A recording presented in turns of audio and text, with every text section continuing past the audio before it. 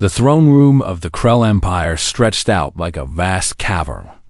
Walls made of dark stone rose up to a ceiling no one could see. The light came from crystals that glowed with a pale blue color. Queen Zixtara sat on her throne and looked down at the object in front of her. It was a piece of armor. The armor had been damaged in battle. One of her best warriors had returned from a mission against rebel forces. The armor had taken a hit from an energy weapon. Deep cracks ran through the metal. Parts of it had melted and fused together. The edges were sharp and broken. Zixtara turned it over in her hands. Her skin was a deep purple, and her fingers were long with sharp nails. She had been the ruler of the Krell for 30 years. She had seen many things, but this confused her. "Tell me again," she said to her lead engineer. His name was Krellmo. He stood straight and his face showed no emotion. "Your Majesty," Krellmo said, "the damage is beyond our repair. The molecular structure has been compromised. The weapon used was our own design. No armor can withstand that level of energy release. We must discard this piece and create a new one." Zixtara looked at the armor again. She ran her finger along one of the cracks. Then she stopped. She pulled her hand back. "This armor works," she said. It was not a question. Krellmo's face changed. His eyes widened. "That is impossible," he said. "I can see that it works," Zixtara said. She stood up from her throne. "Bring me the warrior who wore this armor." The guards moved quickly. They brought forward a tall Krell warrior named Vexter. He was scarred from many battles. He kept his eyes forward and did not look at anyone. "This armor," the queen said, "you returned with it. It works, yet our best engineers say it cannot work. Explain this to me." Vexter spoke slowly. "Your Majesty, I did not repair it. When I came back from the mission, it was already fixed. I brought it to the engineers. They said the same thing you said. It cannot work. But it does." Zixtara felt something in her chest. Not fear, but something close to it. The Krell did not make mistakes. Their science was perfect. Their technology was superior to all other species in the galaxy. They had conquered 14 star systems. They had made peace with the powers they could not conquer. Everything they made worked the first time. Things that were broken were thrown away. "Who touched this armor?" she asked. "Find every person who was near it." The investigation took 3 hours. The armor had been in the military hangar. The hangar was near the docks where the colony ships arrived with supplies and workers. A guard at the docks remembered seeing a figure working near the armor late at night. The figure was not Krell. It was human. The queen sat back on her throne. Humans. The humans were from the colony ships that had arrived 5 years ago. They were from a world called Earth.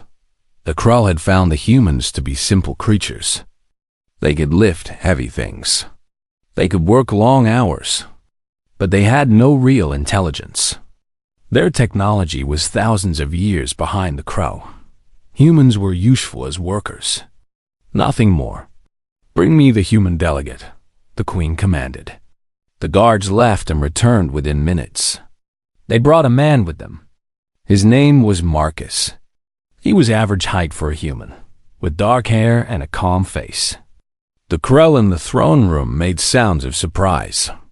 It was not normal for a human to stand before the queen. Marcus bowed. He did not know if he should, but it seemed right. "Marcus," the queen said. She knew his name because she made it a point to know the names of all important foreign delegates. "Do you know why you are here?" "No, Your Majesty," Marcus said. His voice was steady. The queen held up the piece of armor. This armor was damaged beyond repair. Our engineers said it could not be fixed. Yet it is fixed. A guard saw a human working on this armor. "Was it you?" Marcus shook his head. "No, Your Majesty. It was not me. It was a man named Patrick. He is an engineer, a mechanical engineer. He works with machines and tools. The Queen leaned forward. An engineer. And this Patrick has the skills to repair what our engineers cannot. Patrick has skills, Marcus said carefully, but not the kind you have. He understands machines differently. He thinks about them in a different way. Bring him to me, the Queen said. Now, the guards moved again. This time, they went to find Patrick. He was in his quarters near the worker district. He was sleeping. The guards woke him and told him he had been summoned by the Queen. Patrick put on his clothes and went with them. He was confused and a little afraid. Humans did not usually go before the Queen. He entered the throne room 30 minutes later. Patrick was taller than Marcus. He had brown hair and a strong build from years of working with his hands. He was 43 years old and had been an engineer for 20 years before the colony ships left Earth. He looked at the Queen and then at the piece of armor in her hands. He understood immediately what had happened. "Your Majesty," Patrick said, and he also bowed. "I repaired that armor." The Queen stood. All the Krell in the room made a sound of surprise. One of them stepped forward as if to protect the Queen from danger. But she raised her hand and stopped him. "You," she said to Patrick, "you fix what our engineers could not fix." "Why?" Patrick looked at the armor again. He could see his own work in the repairs. He had used new methods. Methods that Krell engineers would not understand. "Because it could be fixed," he said. "It was damaged, not destroyed. The structure was still there. I just had to find a way to restore the function." The Queen moved down the steps from her throne. She walked toward Patrick. She was tall, even for a Krell. She looked down at him. "How?" she asked. Patrick took a breath. He knew that his answer might change everything. "I tried things," he said. "I made mistakes. I tested ideas until something worked. That is how humans solve problems. We fail many times until we succeed." The Queen was quiet for a long moment. Around them, the throne room was completely silent. No one moved. No one spoke. Finally, the Queen said, "You will come with me to my workshop. You will teach my engineers how you think. This is not a request. This is an order." Patrick nodded. "Yes, Your Majesty." As the guards led him away, Patrick did not know that his next words, his next actions, would change the future of 2 entire species. He did not know that a simple repair to a piece of armor would set in motion events that would shake the foundations of the Krell Empire itself. He only knew that he had been asked to work on a problem, and he was ready to try. The workshop was nothing like Patrick expected. It was clean and bright. The walls were white and smooth. Tools hung in perfect rows. Everything had its place. There were no dust, no mess, no chaos. It looked more like a display than a place where work actually happened. Patrick stood in the center of the workshop and waited. The Queen had left him in the hands of Krellmo, the same engineer who had said the armor could not be repaired. Krellmo's face showed disappointment. A human would now teach him. This was not something he wanted. "Come," Krellmo said finally. "The Queen wishes to understand your methods. Show me how you repaired the armor." Patrick walked over to a workbench. On it sat the damaged piece of armor. It had been placed there for him to examine. Patrick picked it up and turned it over in his hands. "First," Patrick said, "I looked at the damage. I did not say it was impossible. I said it was difficult. Then I asked myself a simple question. Why did the armor fail at this point and not that point?" Krellmo watched him carefully. "The energy weapon," Patrick continued, "hit here. It melted the metal on the surface. But underneath, the structure was still strong. So I thought, What if I could strengthen what was broken without replacing the whole piece? What if I could use the existing material and reshape it? That violates the principles of Krell engineering, Krellmo said. The metal has been compromised. It must be replaced. On Earth, Patrick said, we did not have unlimited resources. We could not always replace things. We had to repair them.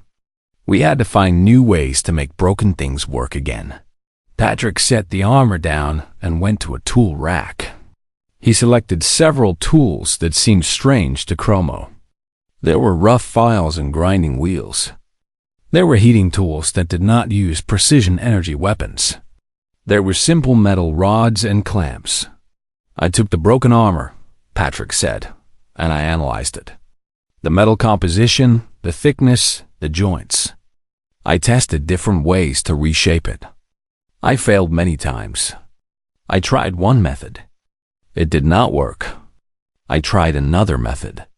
It did not work. I tried a third method. It worked. But this is inefficient, Krellmo said. Why would you waste time on failure? Failure teaches you what does not work, Patrick said. When you know what does not work, you are closer to knowing what does work. Humans understand this. We have learned through failure for thousands of years. It is how we survive. Krellmo was silent for a moment. Then he said, "Show me." For the next 6 hours, Patrick worked on the armor with Krellmo watching. He used heat to soften the damaged metal. He used simple tools to reshape it. He tested the shape. He adjusted it. He tested again. Some adjustments failed. He made new adjustments. He tested again. This was strange to Krellmo. In Krell engineering, the design was perfect before any work began. The work was only execution of the design. There was no testing, no adjustment, no failure. But slowly, the armor began to take shape. The cracks began to close. The broken edges began to smooth. By the end of 6 hours, the armor looked almost new. Now, Patrick said, we test it. We check if it works. They took the armor to a testing chamber. Krell technicians exposed it to the same energy weapon that had damaged it. The armor held. It did not break. It did not crack. Patrick had succeeded. Krellmo stood in silence. Around him, other Krell engineers watched in shock. A human had done something that their best engineers said was impossible. How? Krellmo asked finally. I tried, Patrick said simply. I failed. I tried again. I failed. I tried again. This time, I did not fail. Over the next 3 weeks, Patrick worked with the Krell engineers every day. He taught them his methods. He showed them how to think about problems differently. He showed them how to document their failures so they could learn from them. He showed them how to test ideas quickly instead of trying to make everything perfect on the first attempt. The Krell engineers resisted at first. Failure was shameful to them. Admitting that you did not know the answer was weakness. But they could not deny the results. Items that had been abandoned because they could not be fixed began to work again. Problems that had no solution suddenly had multiple solutions. Then the Queen came to the workshop one day. She observed Patrick working with a group of engineers. She saw them fail, adjust, and try again. She saw them document their failures without shame. Patrick, she said, I have a question for you. As a human, how do you approach a problem you have never seen before? Patrick set down his tools. Your Majesty, I ask myself what I know. Then I ask myself what I do not know. Then I try to learn what I do not know. Sometimes I learn quickly. Sometimes I fail many times. But I keep trying until I find an answer. The Queen nodded slowly. The Krell approach is different. We research completely before we begin work. We make the design perfect. Then we execute. Failure is not part of our process. But what if you cannot research completely? Patrick asked. What if you face a problem no one has ever solved? What if your perfect design is not enough? The Queen was quiet for a long moment. Then she said, "Come with me. I have something to show you." She led Patrick and Chromo to a secure chamber deep beneath the palace. Inside were files and images of military plans. The Queen showed Patrick everything. The Krell were facing a threat they could not overcome. The Velrith Empire was expanding. Their technology was superior to Krell technology. The Krell military advisors had run all the calculations. The only possible outcome was defeat. "The Velrith will attack within 6 months," the Queen said. "My generals say we cannot win. Can you help us, Patrick? Can your human way of thinking help us find a solution where there is no solution?" Patrick looked at the files. He looked at the numbers. Then he looked at the Queen. "I can try," he said, "but I will probably fail many times before I find an answer." "Then try," the Queen said. "We have nothing to lose. We will lose this war anyway. If you fail, nothing changes. But if you succeed, we might survive." Patrick took the files. He had no idea what he was about to walk into. He did not know that the answer he found would change the course of history. He only knew that he had been given a problem. And for the first time since arriving on the Krell homeworld, he felt like he had a real purpose. Patrick spent 4 weeks studying the military intelligence. He lived in a room in the palace. Guards brought him food and equipment.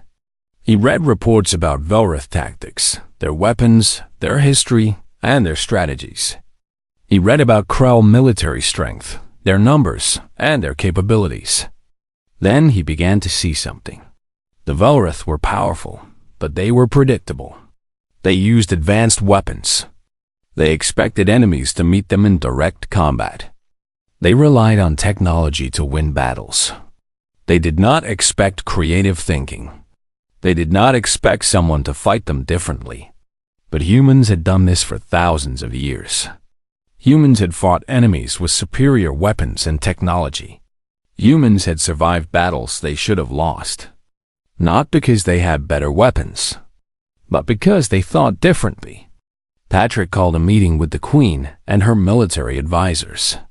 They gathered in a war room deep beneath the palace. Maps of the border regions lay on tables. Models of Velrith weapons displayed on shelves. Krell generals stood with their arms crossed, waiting to hear what the human had to say. "The Velrith will attack here," Patrick said, pointing to a map. "This is the weakest point in your defenses. They will come with heavy weapons and superior numbers. You cannot win a direct battle." The generals made sounds of agreement. This was what they already knew. "But," Patrick said, "the Velrith expect you to defend this position. They expect a direct battle. They do not expect you to be unpredictable. What do you suggest?" The Queen asked. "Do not defend this position," Patrick said. "Let them take it. Then attack them from places they do not expect. Use your knowledge of the terrain. Use your warrior strength. Use small teams instead of large armies. Hit them, then disappear. Hit them again somewhere else. Never fight them the way they expect to fight." A general named Vertrek spoke. "This is not how the Krell fight.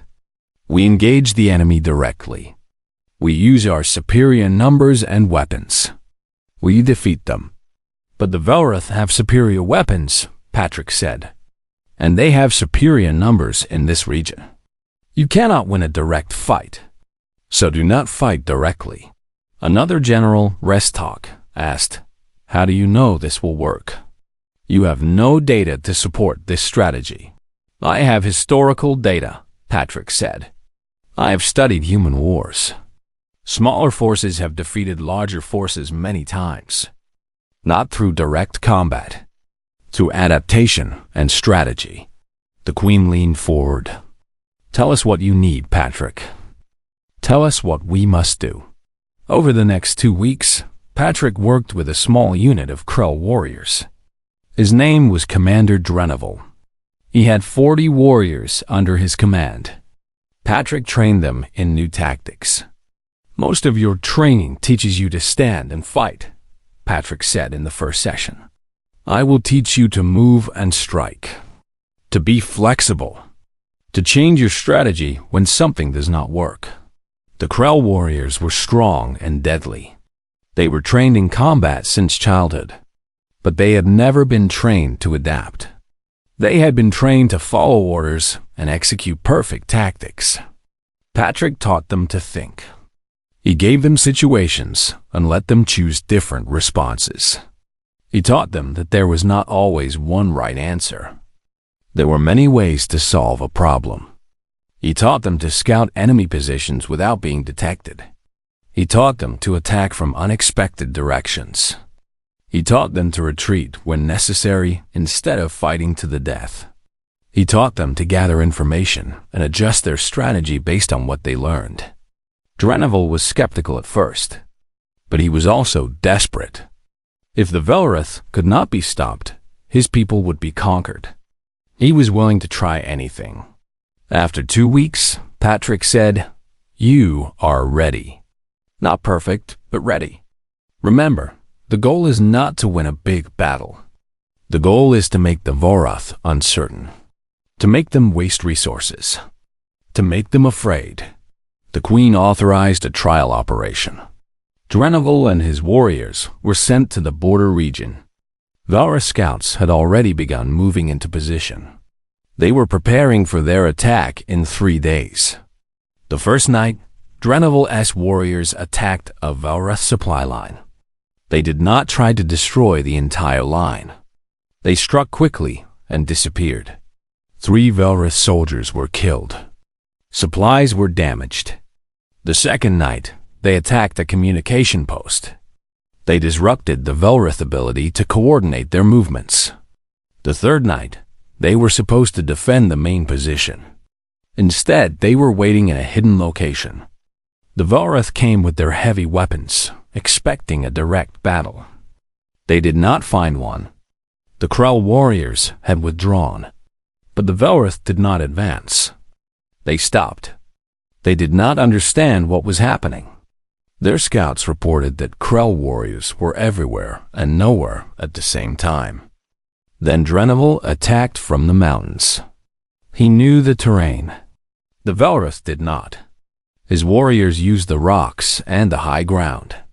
The Velrith soldiers were confused. Their advanced weapons were difficult to use on uneven terrain. The Velrith commander called for reinforcements, but his supply lines were damaged. His communications were disrupted. His soldiers were afraid. After 3 days of these attacks, the Velrith withdrew. They moved back to their own territory. They left a message that they would return with stronger forces. But they did not return. The trial operation had worked. The Queen brought Patrick to the main battle plaza and announced his victory to all the Krell warriors gathered from across the Empire. She told them how a human had found a way to defeat the Velrith. She told them that human thinking had saved the Empire from invasion. The Krell people celebrated. Patrick was given honors. Krellmo approached him and bowed. This was a gesture of great respect. "I was wrong about you," Krellmo said. "I thought humans had no value. I was wrong." Over the next months, Patrick worked with more military units. He trained more warriors. Slowly, the entire Krell army began to change. They began to think differently.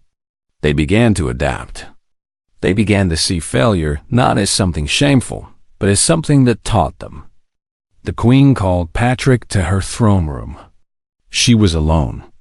"You have saved my empire," she said. "But there is something more important that I need your help with. It will be more difficult than any battle. Will you help me?" "Yes," Patrick said. "What do you need?" The Queen stood and walked toward him. "You must help me save my people from themselves." Patrick did not understand what the Queen meant. He asked her to explain. The queen walked to a window that looked out over the Krell capital city.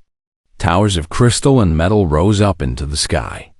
Millions of Krell people lived below, going about their lives. For 300 years, the queen said, the Krell have been perfect. Our technology is superior. Our military is strong. Our cities are beautiful. We have conquered all enemies. We have made peace with all greater powers. Everything we build lasts forever. Everything we make works the first time. That sounds good, Patrick said. It is not good, the queen said. It is death. A slow death, but death nonetheless. She turned to face him. Her purple face was serious. 300 years ago, the Krell were different. We failed sometimes. We tried new things. We made mistakes and learned from them. We created new ideas. We changed. We grew. But success made us afraid of change. We decided that perfection was safety. We stopped trying new things. We stopped failing. And when we stopped failing, we stopped growing. Patrick began to understand. Your people became stuck, he said. Yes, the queen said. We became stuck. We built more weapons, but did not change how we fought. We built more cities, but did not change how we lived. We became larger and stronger, but we did not become better. We did not become wiser. We did not become more creative. The queen walked back to her throne and sat down. When I saw you repair that armor, she said, I saw hope. I saw a way for my people to change. But change is frightening for a species that values perfection. How do I make my people want to fail? How do I make them want to try new things when trying new things might mean breaking what we have built? You do not force them, Patrick said. You show them. You show them that failure is not bad. You show them that trying new things creates new possibilities. How? The queen asked. Tell me how to do this. Patrick thought for a long moment. Then he said, start with the engineers. Engineers understand that to build something new, you must understand how things work. Engineers are willing to ask questions. If the engineers change, they will influence others. The change will spread. The queen nodded. Then that is what we will do. For the next 6 months, Patrick worked with engineers from across the Krell Empire. He brought them to the palace. He trained them in human methods. He taught them to experiment. He taught them to fail without shame. He taught them to document everything they learned. Some engineers rejected his teachings. They returned to their cities and said that this human way was foolish. But others saw the value. They saw that when they allowed failure, they could solve problems faster. They could create things they had never created before. The engineers began to change the way Krell technology was built. New weapons were developed. New tools were created. Structures became more efficient. Medical devices began to heal Krell illness that had been untreatable for centuries. Word spread. The Krell people began to see that change was not bad. Change was good. Then the queen did something unusual. She announced that she wanted to study human history. She wanted to understand how humans had survived on their world when so many terrible things happened there. Humans had been prey to large animals. Humans had fought wars with each other. Humans had faced hunger and cold and disease. Yet humans had survived and thrived. How? Patrick began teaching Krell scholars about human history. He told them about human persistence. He told them about humans who failed but tried again. He told them about great human inventions that came from trying to solve simple problems. He told them about human creativity and human courage. The Krell scholars were fascinated. They began to ask new questions. Questions that the Krell had not asked for 300 years. Questions about what was possible. Questions about what could be created. Questions about how to live better. The queen observed all of this from her throne. She saw her people beginning to change. She saw young Krell asking their teachers new questions. She saw older Krell revisiting old problems and finding new solutions. One day, she called Patrick to her again. "Something is changing in my empire," she said. "I can feel it. The Krell are becoming something new. What they will become, I do not know.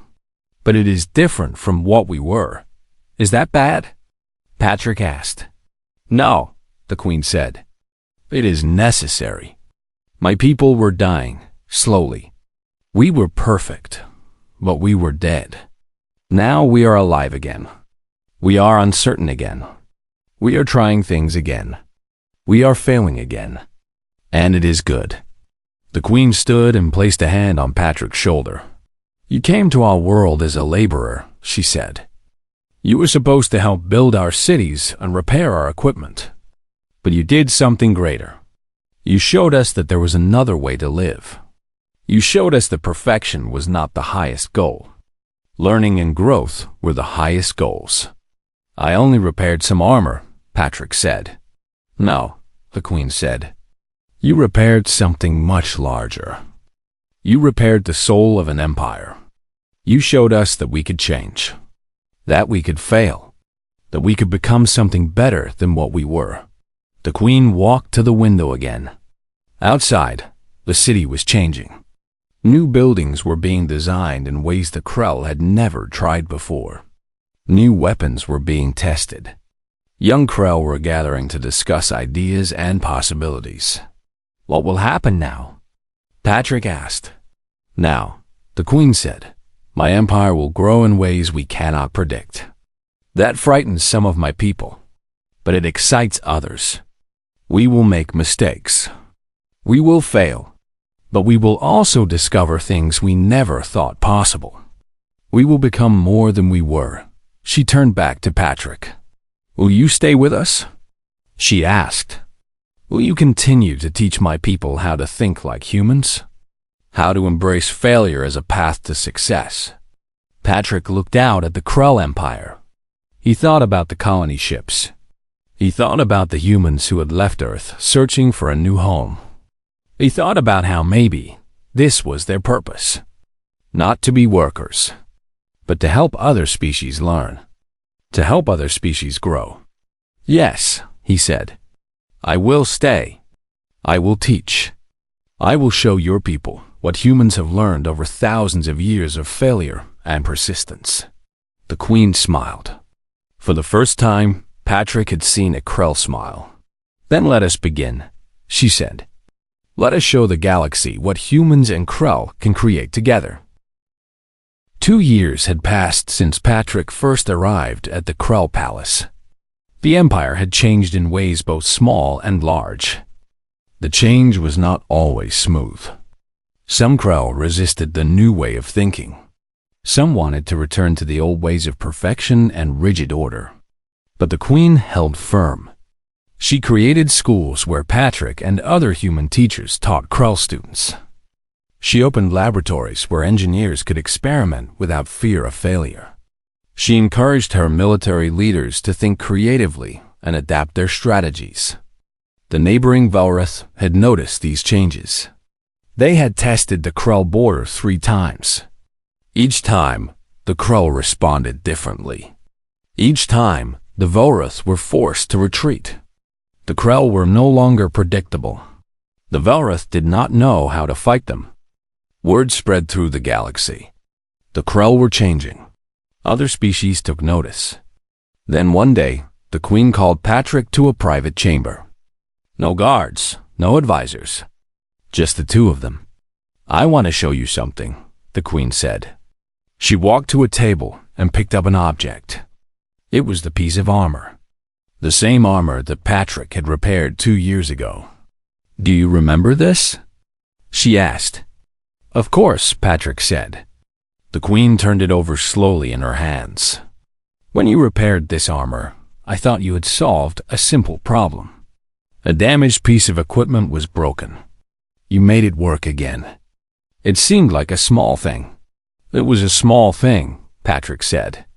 "No," the Queen said. It was the biggest thing that has ever happened to my empire. She placed the armor on the table between them. I realized something recently, the Queen continued. The armor was not the only thing that needed repair. My empire needed repair. My people needed repair. Our way of thinking needed repair. We were not broken in the way the armor was broken. But we were stuck. We were trapped in a single way of being. We could not change. We could not grow. Patrick listened carefully. For 300 years, the Queen said, we believed that perfection meant we did not need to change. We did not need to try new things. We did not need to fail. We had everything we needed. We had control. We had power. But what we lost was possibility. We lost the ability to become something different. Something better. The Queen picked up the armor again. When you repaired this, she said, you did something impossible in our eyes. You took something broken and made it whole again, not by replacing it, but by understanding it. Understanding its structure. Understanding its purpose. Understanding how it could be restored using methods we had never considered. That is just repair, Patrick said. No, the Queen said. That is wisdom. That is what my empire needed. Wisdom to understand that different does not mean worse. Change does not mean loss. Failure does not mean weakness. The Queen sat down and motioned for Patrick to sit across from her. When I gave you the military problem, she said, I was testing you. I wanted to know if your way of thinking could solve impossible problems. But what I did not realize was that you were solving a much larger problem. You were teaching my generals that victory does not always come through strength and superior weapons. Sometimes victory comes from thinking differently, from being flexible, from accepting that there is more than one way to win. Patrick said nothing. He waited. And when I asked you to work with our engineers, the Queen continued, I thought we would simply repair more broken equipment. But what actually happened was that my engineers began to think like humans. They began to ask questions. They began to experiment. They began to see that failure was not something to hide, but something to learn from. The Queen stood and walked to a window. The city below was full of activity. Krell of all ages were working on new projects. Young Krell were in schools learning from human teachers. Older Krell were redesigning old structures with new ideas. My people are becoming something new, the Queen said. Not better, perhaps, but different. Alive in a way we had stopped being alive. This is the true repair that you have accomplished. I only taught them to think differently, Patrick said. Exactly, the Queen said. And that is everything. She turned back to face him. 2 years ago, a human man stepped forward in my throne room. No one knew his name. No one knew what he could do. But he did it anyway. He repaired something that seemed beyond repair. And in doing so, he changed the course of an entire civilization. The Queen walked over to Patrick and placed her hand on his shoulder. Your species is young, she said. Your technology is primitive compared to ours. Your cities are small. Your power is limited. But you have something we had lost. You have the ability to adapt. You have the ability to learn. You have the ability to fail and try again. That is worth more than all the weapons and technology in the galaxy. Patrick felt something in his chest. Pride, perhaps.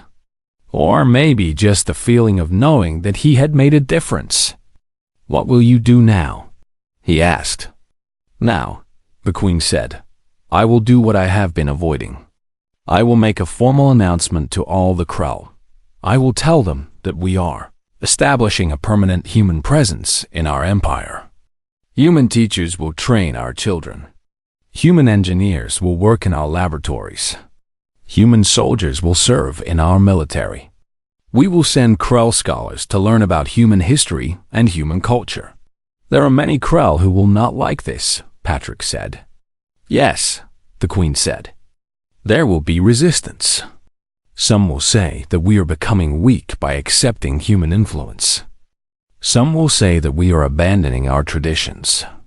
Some will say that we should return to the old ways of perfection and order. What will you tell them? Patrick asked. I will tell them the truth, the Queen said. I will tell them that the old ways made us strong, but the new ways make us alive.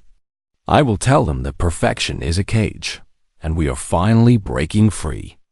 I will tell them that the human who repaired our armor has repaired something far more important. He has repaired our future.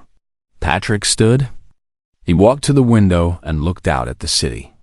Everywhere, change was happening. Not all of it was easy. Not all of it was smooth.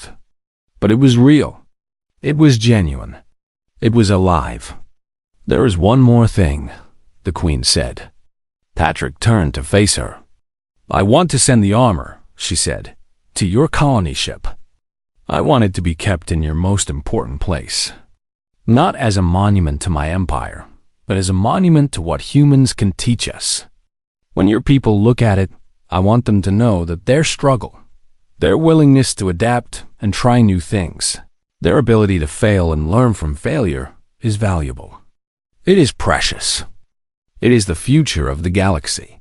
Patrick felt tears on his face. He did not try to hide them. The Queen is wise, he said. No, the Queen said. I was not wise. I was stuck like my empire was stuck. But you made me willing to see a different way. That is what humans do. That is what makes humans special. That is why the galaxy needs you. Patrick returned to the human colony ship Harmony 6 months later. With him came the repaired armor, placed carefully in the main hall for all humans to see. He carried with him records of everything he had taught the Crow. He carried the knowledge that he had changed the future of an entire species. But most importantly, he carried the understanding that small actions can change big things. That one person, willing to try and fail, can teach an entire civilization that a different way of living is possible. The armor sat in the hall of the Harmony, a reminder that repair is possible. Change is possible. Growth is possible. And that sometimes the greatest strength is not in having the perfect weapon or the perfect technology, but in having the courage to try something new, even when you might fail. The Krell Empire continued to change. Not all at once, not without resistance, but slowly the new way of thinking spread. The Krell became less rigid. They became more creative. They became willing to fail. And in failing, they learned. And in learning, they grew. Years later, when humans and Krell worked together to face a galactic crisis, they won not because one species was stronger than the other. They won because they had learned to think together. The Krell brought discipline and power. The humans brought adaptability and creativity. Together, they were greater than they could have been apart. And it all began with a question. A simple question asked by a queen who was brave enough to let go of perfection. Who repaired this armor? She had asked. A human named Patrick had stepped forward. And in that moment, the future changed.